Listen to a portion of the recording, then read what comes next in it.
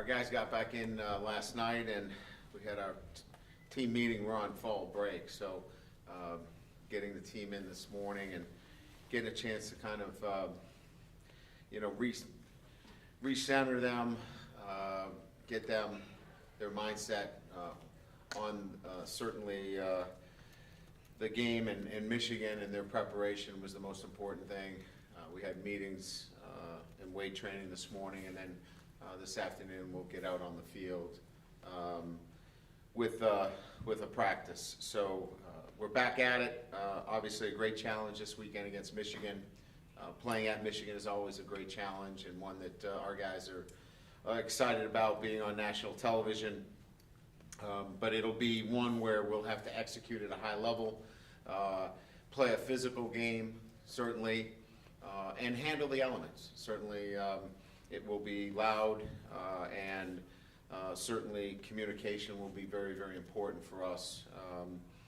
But again, the preparation began a little bit last week, where we got a chance to spend some time on Michigan, and we're playing obviously a really good football team. It seems that they've played very well in the second half, in particular.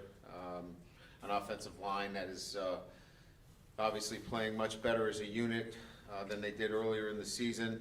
Experience, they got 4 or 5 starters back. I thought that Patterson probably had his best game of the year.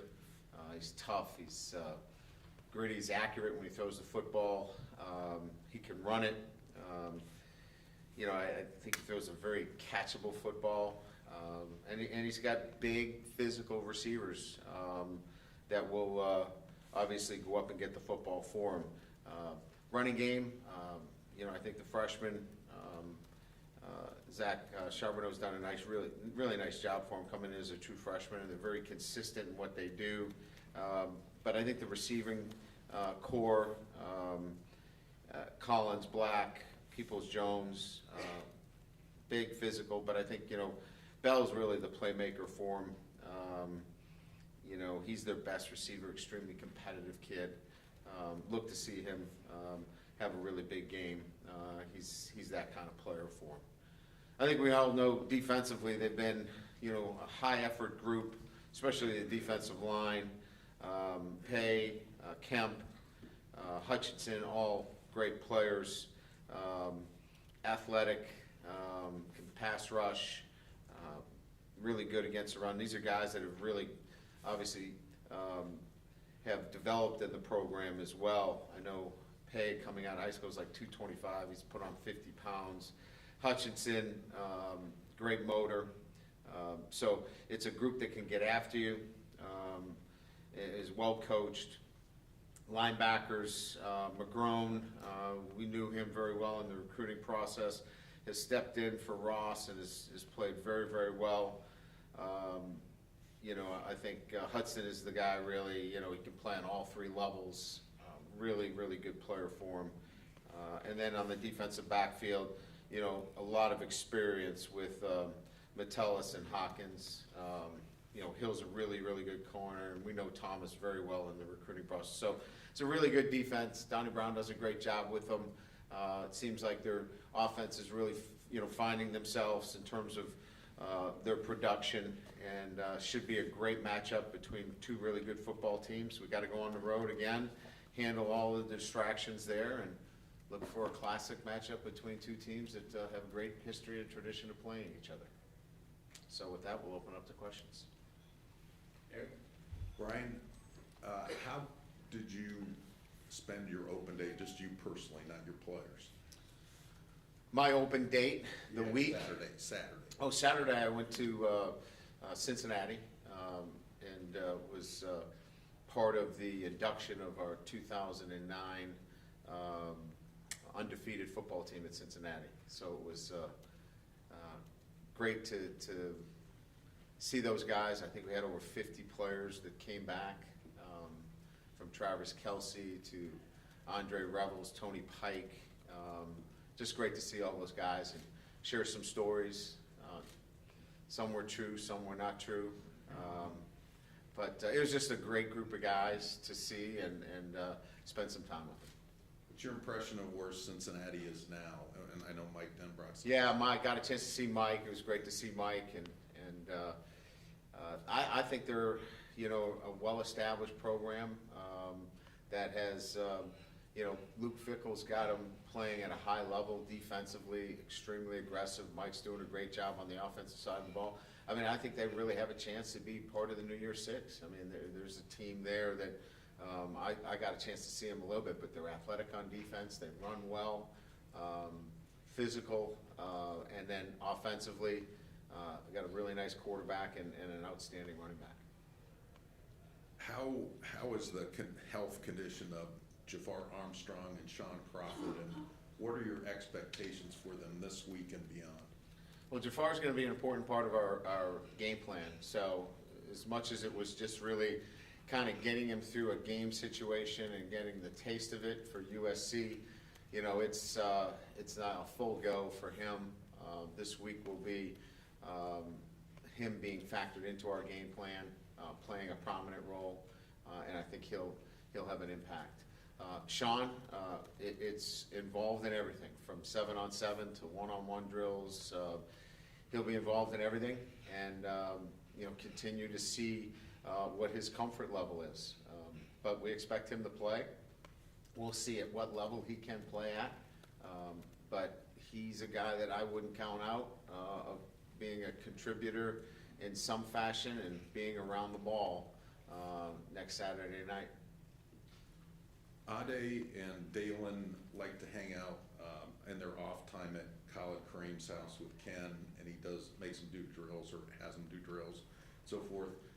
When you were recruiting those guys, were they close at all at that point, or did this develop once they got to Notre Dame? Much more of a relationship that developed when they got to Notre Dame, and I think it's not just because from the same state, but they were I think close early on, and then just developed that relationship over time. Tim, top left. Brian, this will be 2 games in a row you're playing rivals for one thing, but also 2 programs that really changed their offensive attack. Is the air raid more of a drastic change than what Michigan's gone through? Yes, the air raid would be a much different approach to how you're philosophically going to move the football.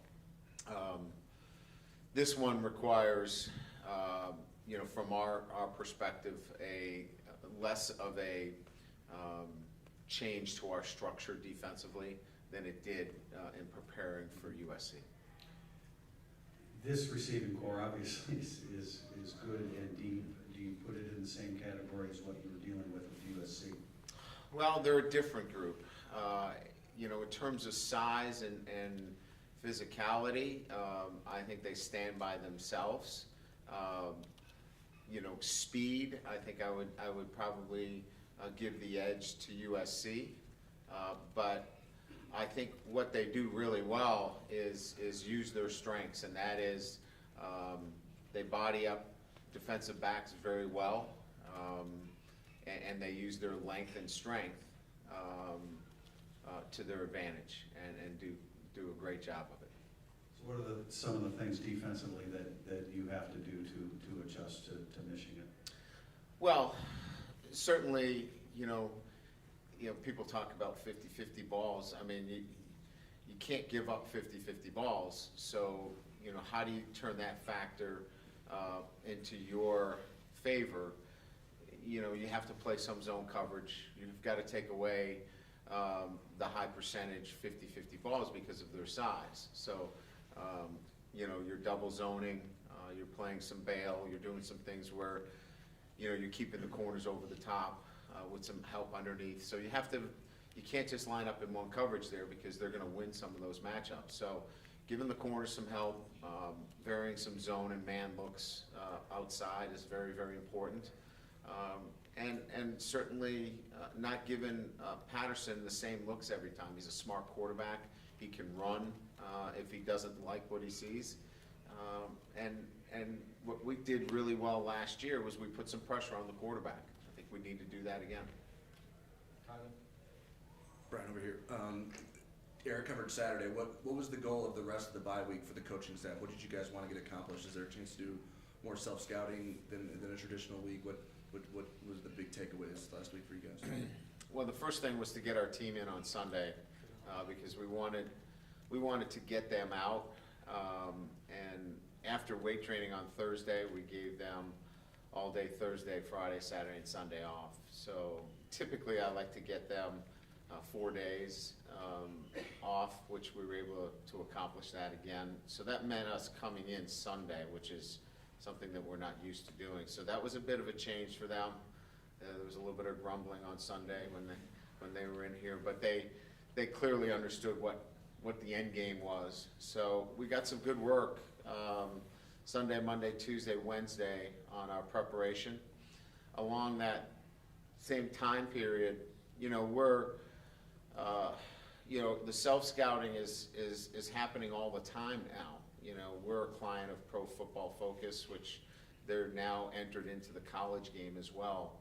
So we're not only using our analytics that we have each and every week.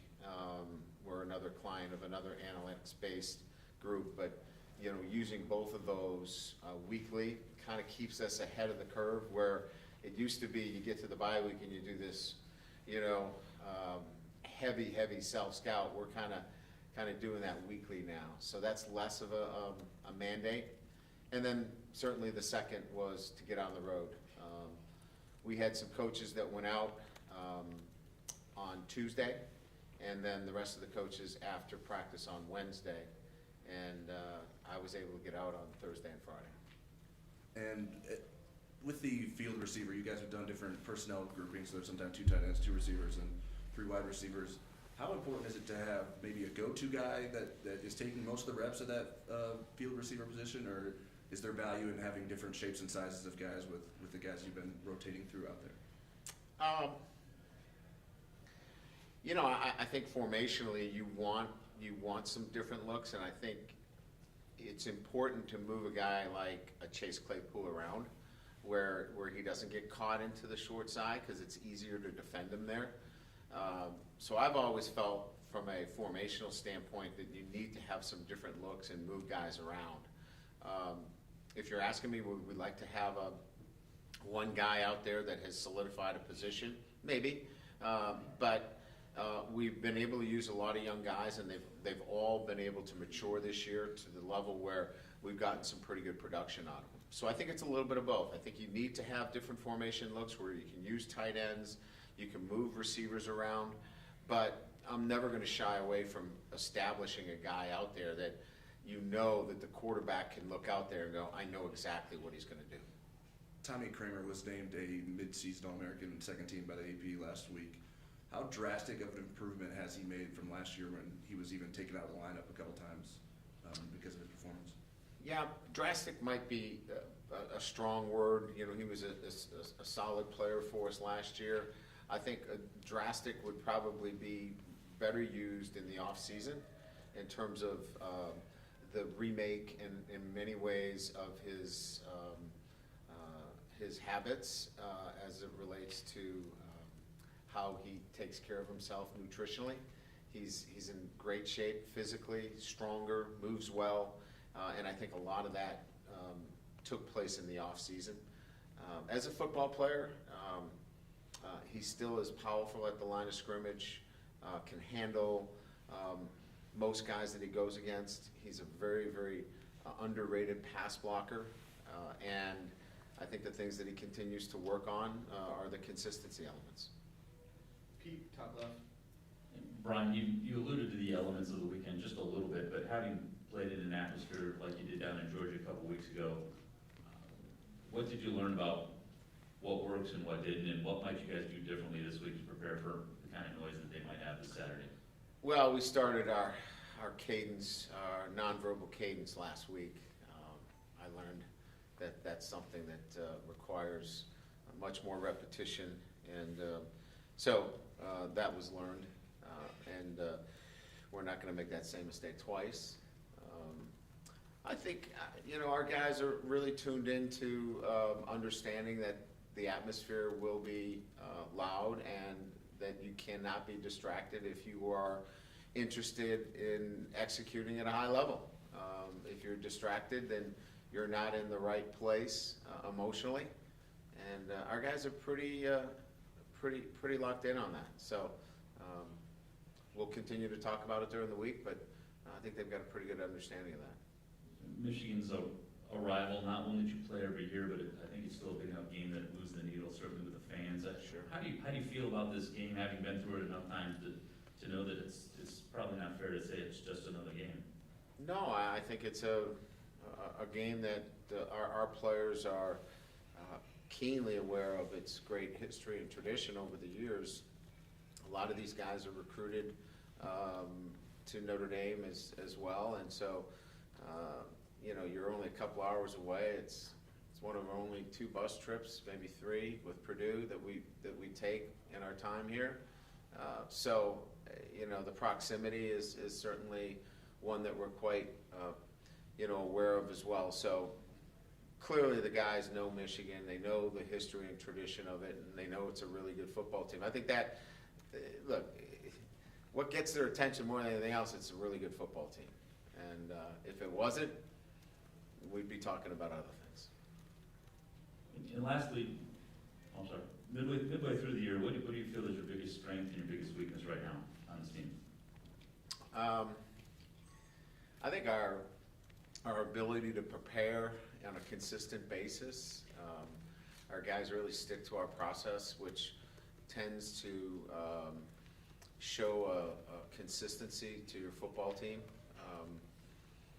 It takes out a lot of the guesswork in a sense. As coaches, we know what we are going to expect, so it allows us to play to our strengths and know where our weaknesses are. And that's important because you can't be somebody that plays up and down each and every week. And I think that's our strength, is that we're a pretty consistent team from week to week. And within that, you can certainly know yourself better, and because of that, you're better able to handle where you may be short in some areas. Just wanted to do a follow-up on the self-scouting. Yeah. How do you do that with coaches? Do you have the offensive coordinator or staff look at what the defense is doing and might be vulnerable to, and vice versa, or do you just go more on analytics? We don't have each group look at each other during the season unless there's something glaring that I've seen, and then I will, because I'm generally doing both. I'm spending time on offense and defense, so if I see something that's glaring, I'll bring it up in our coordinators meeting. I meet with the coordinators twice a week, and those meetings are where we kind of cut across all topics. So subsequently, we spend more time on the analytics and the numbers than we do on having coaches self-scout the opposite side of the ball. I spend more time on looking at film on defense and talking to Clark about any perceived issues that I may have, and the same thing when I'm watching offense and special teams. I will talk to the coordinators if there are some things that I perceive to be things that we need to address. We've talked about the size and the physicality of the Michigan receivers. This would seem like a matchup for somebody such as a Dante Vaughn. We've talked about if this would be his 4th game, then he would not be eligible for the rest of the season if he wants to come back in 2020. Have you looked? Yeah, Dante Vaughn will be playing against Michigan, guaranteed. Yeah. And have you talked to Dante about? Oh, absolutely. The future, as far as this might be it after that? We're playing one game at a time, and he's ready for Michigan. He's going to play against Michigan, and we've had some conversations, and they are not surface conversations about where we go from there. But I'm not going to get into them at this time. Okay. It seems the guy that consistently is under the radar is Tony Jones. Yeah. And the senior backs, especially Jonas Gray, you had Theo Riddick, CJ, last year Dexter. that just really seemed to emerge that last year. I mean, Tony seems to be in that same type of category. Yep. What's enabled him to become so effective now on a consistent basis? You know, I just, there's a number of reasons that I could talk about his maturity individually. You know, I think he's grown a lot. I think one of the biggest things is accepting the role of the position in which we're asking him. He's, you know, look, sometimes you come in and you picture yourself to be doing a number of different things, and we've asked him to focus on X, Y, and Z, and he's focused on those things, and he's excelling at them. Sometimes there's a lot of noise. I think he's eliminated a lot of that noise by just focusing on the things that he knows that he can really master, and he's done a great job with that. I think, you know, you want as a coach to see your players play their best in their senior year. That is a credit to not only themselves, but the growth within a program that they can excel later. So I think there's a lot of factors, but I would put most of it on Tony and his acceptance of his particular strengths and his role within the program. Chuck and Tom. Don Brown has made a living stopping the run with his defense. Your team has improved running the football this season. How confident are you in being able to run the ball Saturday against Michigan? Well, I mean, look, there's going to be times where we're going to have to run the football, but there are other ways to win games as well, and we're committed to finding ways to win first, but we also know that we have been most effective in winning games over the last few years and finding a running game at some part of the game.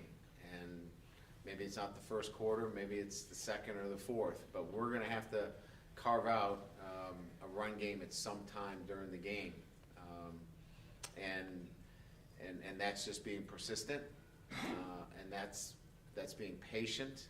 It's probably a little bit of those both, and I think we've been that to allow a run game to find itself at some time during a game. And I realize they don't play head-to-head, but how would you compare Ian Book and Shea Patterson and their quarterback studs?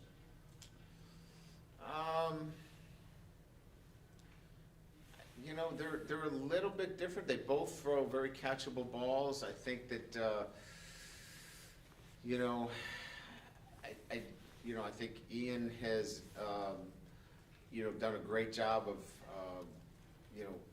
fitting into an offensive structure. I think Patterson has had to live through a few different iterations, so it's kind of hard to. But it seems like he's starting to feel more comfortable with what they're doing now, which is a little bit more similar to what we're running. But I think they're both very competitive players at their position. Anthony in the middle. Brian, this will be your first game away from the stadium in 5 weeks. Does that in and of itself heighten the challenge? And secondly, would you prefer a more balanced home-away sequence to your schedule, or are there advantages as well? No, I think our guys are pretty mature to handle the situation, whether we're home or away. I like the way they go to work every day in terms of their preparation. So some teams you might be concerned with, not being on the road for a little bit. It's a pretty mature group.